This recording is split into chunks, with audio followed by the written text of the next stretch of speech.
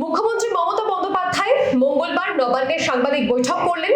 তিনি জানালেন, রাজ্য সরকার আগামী 30শে মে স্কুল সার্ভিসের মাধ্যমে একটি বিজ্ঞপ্তি প্রকাশ করবে এবং সেখানে 44,203টি যে শূন্য পদ, সেই শূন্য পদে নিয়োগ হবে শিক্ষক অশিক্ষক কর্মী। সম্ভবত আপনার কাছে আমার আজকের আলোচনায় প্রথম প্রশ্ন থাকবে যে মুখ্যমন্ত্রী মমতা বন্দ্যোপাধ্যায় তিনি আজকে সাংবাদিক বৈঠক করলেন, কেন তাকেই এই সাংবাদিক বৈঠক করলে এই ঘোষণা করতে হলো? দেখো, এটা খুব ইম্পর্টেন্ট কোয়েশ্চেন।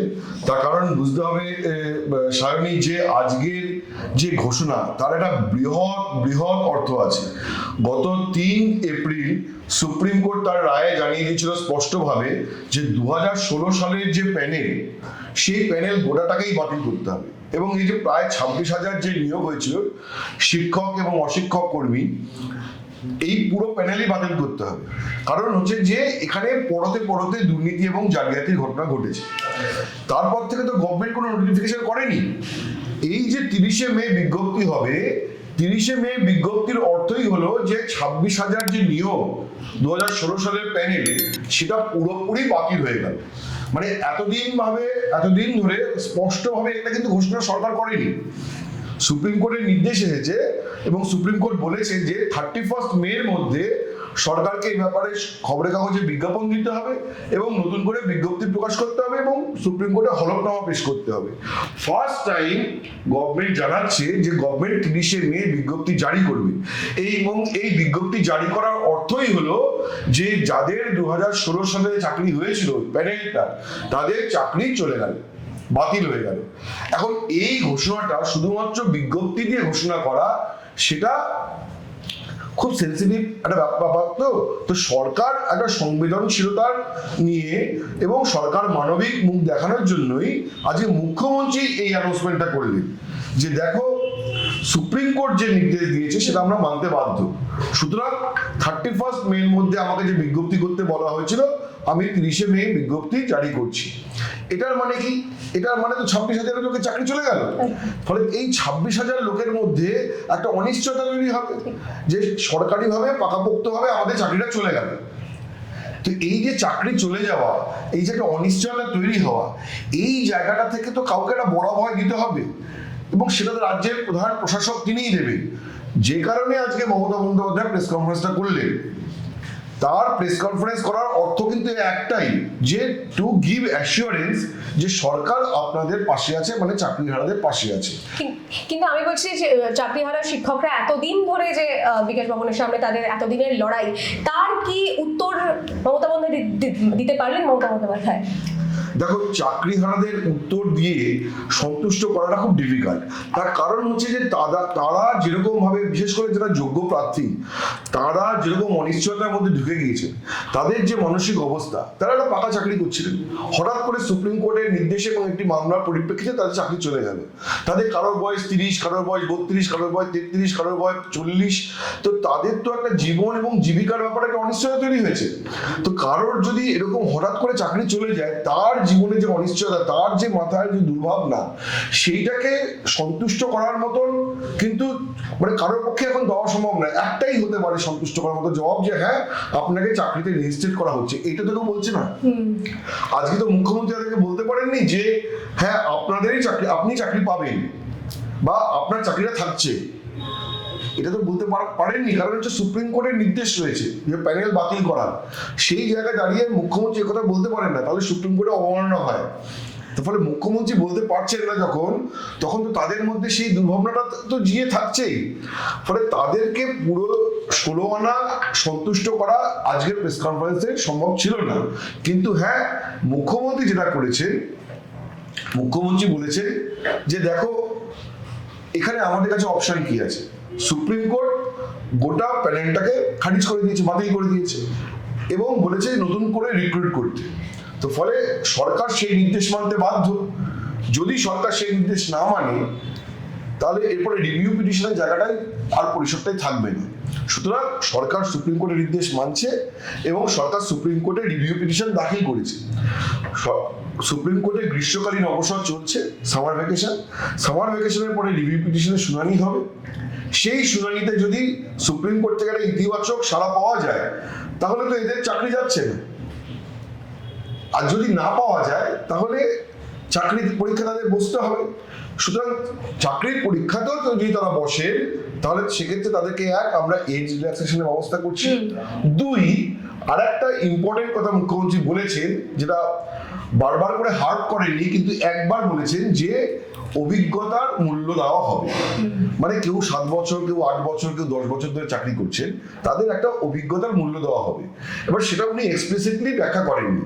আমার ধারণা, আমি আবারও বলছি, যেটা আমার ধারণা সেটা হচ্ছে যে এই নিয়োগ প্রক্রিয়া যখন আবেদন জমা দেওয়া হবে, তখন যদি কেউ তাদের অভিজ্ঞতার কথা বলেন যে আমার 7 বছর চাকরি করছি বা 8 বছর ধরে শিক্ষকতা করছি, তাহলে তাকে একটা ওয়েটেজ দেওয়া হবে।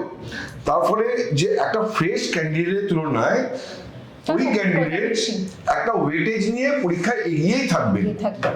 এক তো তিনি এজ রিল্যাক্সেশন পাবেন, দুই হচ্ছে যে তিনি কিন্তু এগিয়েই থাকবেন। আবারও বলছি, এটা কিন্তু যারা চাকরি হারিয়েছে তাদের কিন্তু কোনো সন্তোষ বাক্য নয়, কারণ তারা মনে করেন যে আবার তারা পরীক্ষায় বসতেই হবে। বাই চান্স যদি পরীক্ষায় আমি উত্তীর্ণ না হই, তারপরে তার মধ্যে যে অনিশ্চয়তা, সেই ভাবনাটা থেকেই যাবে। কিন্তু মুখ্যমন্ত্রী বলাতে চেয়েছেন যে আমরা চেষ্টা করছি যে সবাইকে অ্যাকোমোডেট করার, যোগ্যদের। অযোগ্যদের তো যাদের সুপ্রিম কোর্ট বলেছে মাইনে ফেরত দিতে হবে বা এই ডিপার্টমেন্টে নেওয়া যাবে না, অন্য ডিপার্টমেন্টে নিতে হবে, তাদের জন্য আলাদা ব্যবস্থা করার কথা উনি বলেছেন, যে তাদের জন্য অন্য ডিপার্টমেন্টে ব্যবস্থা করার কথা আমরা দেখছি।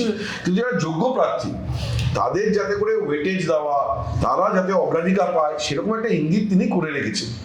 এবং তিনি বলেছেন যে টোটাল যে শিক্ষক যাদের চাকরি বাতিল হচ্ছে তাদের সংখ্যাটা হচ্ছে 24,203।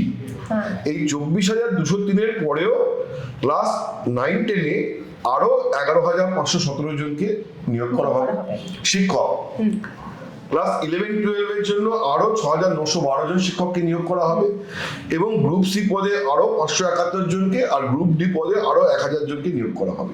তার মানে টোটাল নিয়োগ করা হবে ক্লাস 9-10-এর জন্য 23,201 জন, 11-12-এর জন্য 12,514 জন, গ্রুপ সির জন্য 2,989 জন, এবং গ্রুপ ডির জন্য 5,488 জন। টোটাল হচ্ছে 44,203 জন।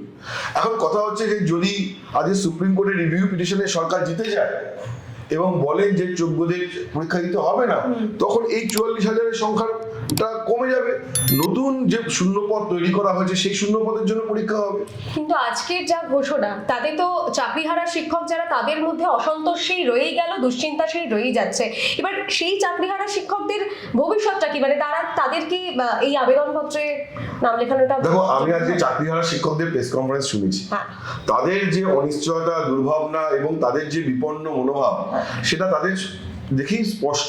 এবং এটা মধ্যবিত্ত পরিবারে, যে কোনো লোকের পরিবারে এটা ঘটুক না কেন, তাদের পরিবারে একটা বড় বিপর্যয়।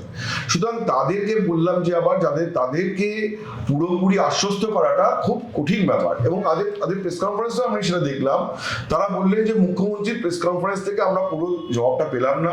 যে দুর্নীতি হয়েছে, সেই দুর্নীতির অভিযোগের যে দায়, সেটা মুখ্যমন্ত্রী এড়িয়ে গিয়েছেন, এটা তাদের বক্তব্য।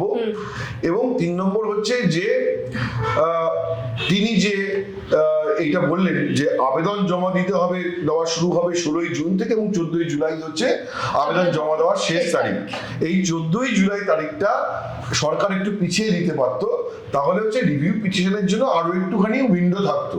এটা তাদের অবজারভেশন। এবং তাদের বক্তব্য যে এই পরীক্ষার ব্যাপারে আমাদের আস্থা নেই, আমাদের বক্তব্য সরকার রিভিউ পিটিশনের উপরেই জোর দিক। তার কারণ হচ্ছে এই যোগ্য প্রার্থীরা চান যে সুপ্রিম কোর্টের মাধ্যমেই তারা তাদের চাকরি যেন ফিরে পান। যখনই একটা পরীক্ষার প্রসঙ্গ চলে আসছে, তখনই তো একটা অনিশ্চয়তা চলে আসছে, তখনই তো চলে আসছে পাস ফেলের বিষয়টা। ফলে তারা ওই অনিশ্চয়তার মধ্যে ঢুকতে চাইছেন না। তারা চাইছেন যে সরকার পরিষ্কার করে বলে দিক যে যারা যোগ্য তাদের চাকরি থাকছে। এইটা তো সরকার বলতে পারছে না, তো ওরাও বুঝতে পারছেন সেটা। তো তারা চাইছে সরকার রিভিউ পিটিশন ঠিক মতো লড়ুক এবং সুপ্রিম কোর্ট থেকে এই রায় জিতে আসুক এবং তাদেরকে চাকরিতে রিইনস্টেট করা হোক, এই জায়গাটা চাইছেন। ফলে এইখানে দেখো যে সরকারেরও catch-22 অবস্থা। মুখ্যমন্ত্রীর হাতে খুব যে বড় কিছু করার আছে তা নয়, কারণ সুপ্রিম কোর্টের রায় রয়েছে। মুখ্যমন্ত্রী নিজেও আজকে সে কথাটা বলেছেন যে আমি যা করি না কেন আমাকে আইনের পরিধির মধ্যেই করতে হবে। আজকে যদি আমি সেটাকে অগ্রাহ্য করে অন্য কোনো পদক্ষেপ করি, আর কালকে যদি সুপ্রিম কোর্ট বলে দেয় যে রিভিউ পিটিশনের জায়গা নেই, যে অর্ডারটা দিয়েছিলাম 26,000 চাকরির বাতিল, প্যানেল বাতিল, সবটাই বাতিল, সুতরাং তখন আমার কাছে আর কোনো পথ থাকবে না। সুতরাং আমাকে রিভিউ পিটিশনের দরজাটা খোলা রাখতে হবে, সাইমালটেনিয়াসলি আমাকে নিয়োগ প্রক্রিয়াও সুপ্রিম কোর্টের নির্দেশে শুরু করে দিতে হবে। তো আমি মুখ্যমন্ত্রী বলেছে যে আমি চাকরিহারা বা যোগ্য প্রার্থীদের বলবো আপনার দুটো অপশনের জন্যই খোলা রাখুন, এক হচ্ছে রিভিউ পিটিশন, দুই রিভিউ পিটিশনের জন্য ওয়েট করুন, কিন্তু সাইমালটেনিয়াসলি আপনারা নতুন যে পরীক্ষা, যে নিয়োগের পরীক্ষা, সেটার জন্য আবেদন করে দিন। কারণ ওই অপশনটাকে যদি আপনি বন্ধ করে দেন এবং কালকে যদি রিভিউ পিটিশনে সুপ্রিম কোর্ট বলে দেয় যে না, একবার যখন 26,000-এর প্যানেল বাতিল করা হয়েছে আর তাদেরকে রিইনস্টেট করা হবে না, বা বাতিল মানে বাতিলই, তখন কিন্তু এই নিয়োগ প্রক্রিয়ার মধ্যে দিয়ে যেতে হবে।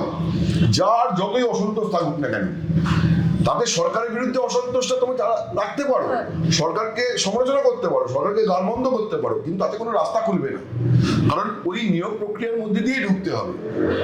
এই জন্য মুখ্যমন্ত্রী বলেছেন যে অপশনটাকে, যে নিয়োগ প্রক্রিয়ার মধ্যে দিয়ে যাওয়ার যে অপশনটা, সেই অপশনটা বন্ধ করবেন না, সেটাকে অ্যাভেল করুন, কারণ সেখানে আপনাদের আমরা বয়সের ওয়েটেজ দেবো, রিল্যাক্সেশন দেবো, এবং হচ্ছে যে অভিজ্ঞতার একটা ওয়েটেজ দেবো। এই বিষয়টা কি খুব গুরুত্বপূর্ণ, বয়সের যে রিল্যাক্সেশনটা সেই না, বয়সের অবশ্যই, কারণ হচ্ছে যে অনেকে ধরো এরকম ভাবে চাকরি পেয়েছেন যারা হয়তো 34 বছর বা 35 বছর বয়সে চাকরি পেয়েছে, 7-8 বছর চাকরি করার পরে তাদের এখন 40-42 বছর বয়স, 40 বছর পেরিয়ে যাওয়া মানে সরকারি চাকরির বয়সটা পেরিয়ে যাওয়া। কিন্তু আমি যতদূর শুনেছি, এটা সরকার তো বিজ্ঞপ্তি প্রকাশ করলে আরো স্পষ্ট হবে, কিন্তু আমাদের সাংবাদিকরা যারা নবান্ন বিট কভার করেন তারা যেটুকু বলেছেন যে যার বয়স, ধরা যায় কারো বয়স 42, তাহলে তার ক্ষেত্রে 42 বছরটাই অ্যাপ্লিকেবল এজ হবে। আচ্ছা, সে 42 বছর এই ওয়ান টাইম রিল্যাক্সেশন এসএসসি পরীক্ষার মাধ্যমে যে 42 বছরের বয়সেই আবেদন করতে পারবেন। কারো বয়স 44, তিনি 44 বছর বয়সেই আবেদন করতে পারবেন। এটা ওয়ান টাইম এক্সেপশন দিয়ে তাদেরকে আবেদন করে দেওয়ার সুযোগ করে দেওয়া হবে। কিন্তু শিক্ষকরা তো পরীক্ষায় একেবারেই বসতে চাননি, যবে থেকে তারা আন্দোলন করছেন তারা পরীক্ষায় বসতে চাওয়ার বিষয়টাতে প্রথম থেকেই নারাজ। এখন সেই ঘুরে ফিরে তাদেরকে একই জায়গায় আসতে বাধ্য হচ্ছেন তারা। তাহলে এখন শিক্ষকদের কি করণীয়? দেখো, শিক্ষকদের কি করণীয়, শিক্ষকরা আইনি ভাবে কি পদক্ষেপ করবে সেটা তো শিক্ষকরাই জানে। কিন্তু কথাটা হচ্ছে যে মুখ্যমন্ত্রী তাদের যেটা বোঝাতে চেয়েছে যে করণীয় এখানে দুটো জিনিসই আছে। একটা হচ্ছে হয় সুপ্রিম কোর্টে রিভিউ পিটিশনের জন্য ওয়েট করা, যেখানে সরকার রিভিউ পিটিশন দাখিল করেছে এবং অনেকে ইন্ডিভিজুয়ালিও গেছেন সুপ্রিম কোর্টে। তো সুপ্রিম কোর্ট যদি আজকে রিভিউ পিটিশনের রায়তে বলে যে যারা যোগ্য তাদের চাকরি থাকবে, তাহলে কোনো ঝামেলা থাকলো না। কিন্তু সেখানে একটা রিস্ক ফ্যাক্টরও আছে। সুপ্রিম কোর্ট বলতে পারে যে না, 26,000-এর প্যানেল যখন বাতিল তখন পুরোটাই বাতিল, তখন এদের কাছে কোনো অপশন থাকবে না। তো ফলে সরকার যে নতুন নিয়োগের যে ব্যবস্থা করেছে সেইটা কিন্তু তাদের জন্য এখন একটা অপশন, এবং তাদের মনে রাখতে হবে যে সরকারও কিন্তু চাপে আছে। এই যোগ্যদের যদি চাকরি চলে যায়, কোনো একটা যোগ্য যদি চাকরি হারিয়ে ফেলেন এবং ধরো নিয়োগ প্রক্রিয়ার মাধ্যমেও তিনি চাকরি পেলেন না, তাহলেও কিন্তু সরকার সমালোচনার মুখে পড়বে। ফলে সরকারের কিন্তু দায় আছে, এবং মুখ্যমন্ত্রী বোঝাতে চাইছে না যে সরকার সেই দায়টা নিয়ে নিয়েছে। তার ফলে আমার মনে হয় যে চাকরির অপশন যেটা, কারণ সুপ্রিম কোর্টের দরজাটা পুরোপুরি বন্ধ হয়ে গেলে এই তো নিয়োগ প্রক্রিয়ার মাধ্যমে দিয়ে যেতে হবে, তাহলে এই রাস্তাটা কেন বন্ধ করে দেওয়া হবে? সুতরাং আমার মনে হয় যে যারা যোগ্য প্রার্থী তারা অনেকেই হয়তো বা তাদের হয়তো সবাই শেষ পর্যন্ত হয়তো যে নতুন নিয়োগের জন্য আবেদনও করবেন, প্লাস তারা হচ্ছে সুপ্রিম কোর্টের রিভিউ পিটিশনের শুনানির জন্য অপেক্ষা করবেন। সেটাই বুদ্ধিমত্তার কাজ হবে। তো এই আজকের এই সাংবাদিক বৈঠকের মাধ্যমে কোথাও মনে হচ্ছে যে ব্যাপারটা গোটা প্রক্রিয়াটা কোথাও নিষ্পত্তির দিকে এগোচ্ছে? না, নিষ্পত্তি এতটা সহজ নয়। দেখো সায়নী, যে এটা একটা লং ড্রন হচ্ছে যে লিগাল ফাইট, যে লড়াইটা শেষ পর্যন্ত সুপ্রিম কোর্টে গিয়ে পৌঁছেছে। এখন রিভিউ পিটিশন হবে, তারপরে নিয়োগ প্রক্রিয়া, এবং নিয়োগ প্রক্রিয়াটা কতটা স্বচ্ছভাবে হয় সেটাও একটা বিষয়। তারপরে নিয়োগ প্রক্রিয়ার রেজাল্ট বেরোনো, তার কাউন্সেলিং, এটা একটা লং ড্রন প্রসেস। এবং তুমি চিন্তা করে দেখো যে সরকারের কাছেও কিন্তু চাপ থাকবে, যে আজকে মুখ্যমন্ত্রী বলেছেন যে ডিসেম্বর পর্যন্ত ভাতা পাবে। তো আজকে সরকারের কাছেও কিন্তু চাপ থাকবে যে যারা যোগ্য চাকরি হারিয়েছেন তাদের যেন কোনো না কোনোভাবে রিইনস্টেট করে দেওয়া যায়। এবং এটা মনে রাখতে হবে, এটা ভোট বছর 2026 সালের এপ্রিল মাসে সময় ভোট হলে 2026 সালের এপ্রিল মাসে বিধানসভা ভোট শুরু হবে। তার আগে যদি একজন যোগ্য প্রার্থী বা দুজন যোগ্য প্রার্থী বা 1000 জন যোগ্য প্রার্থী বঞ্চিত হন, তাহলে সেটা নিয়ে গোটা রাজ্যে একটা হিউ অ্যান্ড ক্রাই পড়ে যাবে। ফলে বিষয়টা কোনোভাবেই সরল বিষয় না, বিষয়টা খুব জটিল বিষয়। এবং রাজ্য সরকার কিন্তু এ ব্যাপারে সত্যিই চাপে আছে। ফলে রাজ্য সরকারেরও যে মানে দায় আছে যে এটাকে সুষ্ঠুভাবে যে নিষ্পত্তি করার, যাতে করে কোনো যোগ্য যেন বঞ্চিত না হয়। এবং ইকুয়ালি তুমি চিন্তা করে দেখো, যারা অযোগ্য, যারা তাদের অযোগ্য তাদের চাকরি গেছে, তারাও যে চুপচাপ বসে থাকবে তা তো নয়। ফলে এই টোটাল 26,000 লোককে নিয়ে কিন্তু সরকারের এখন একটা মাথা ব্যথা থাকবে। এটা আজকে এই প্রেস কনফারেন্সের মধ্যে দিয়ে নিষ্পত্তি হবে না। ফলে এটা এখন এই গোটা বছর ধরেই এইটা নিয়ে এখন একটা চাপানুতরের জায়গা চলবে। সম্ভবত আজকে মুখ্যমন্ত্রী প্রেস কনফারেন্স করলেন, কোথাও গিয়ে কি মনে হলো যে গোটা দুর্নীতির ঘটনাটা উনি স্বীকার করে নিচ্ছেন? না দেখো, এটা তো উনি তো বলেননি যে দুর্নীতি ঘটনা সরকার স্বীকার করে নিচ্ছে, কিন্তু সুপ্রিম কোর্ট যে কারণে গোটা প্যানেলটাকে 2016 সালের প্যানেল বাতিল করেছিল, সেটা হচ্ছে দুর্নীতি এবং জালিয়াতি। এবং সুপ্রিম কোর্টের যে অবজারভেশন এবং সুপ্রিম কোর্টের যে নির্দেশ, তাতে সেই সব কথাগুলো কড়া শব্দ পরিষ্কার করে লেখা আছে। তো সেই কারণেই যদি আজকে চাকরি বাতিল বা পুরো প্যানেলটা বাতিল হয়, এবং সেই কারণেই যদি রাজ্য সরকারকে নতুন করে বিজ্ঞপ্তি প্রকাশ করতে হয় 24,203 জনকে নিয়োগের জন্য, তাহলে তো এটাকে অ্যাডমিট করে নেওয়া যে হ্যাঁ দুর্নীতি হয়েছিল। কিন্তু কোনো সরকারই, কোনো রাজনৈতিক দলই যে এটা তো স্পষ্ট করে বলে না যে হ্যাঁ দুর্নীতি হয়েছিল সেই কারণে করছি। কিন্তু আজকে এই বিজ্ঞপ্তি করার অর্থই হচ্ছে যে অ্যাডমিট করে নেওয়া যে হ্যাঁ এটা ওখানে অনিয়ম দুর্নীতি হয়েছিল, সেই কারণে সুপ্রিম কোর্টের নির্দেশে আবার নিয়োগ করতে হচ্ছে সরকার। আজকের আলোচনা এই পর্যন্তই। পরবর্তীতে রাজ্য রাজনীতি, খেলাধুলা, বিনোদনের সমস্ত রকম আপডেট জানতে চোখ রাখুন দ্য ওয়ালের পেজে। দ্য ওয়াল, খবর এখন এখানেই।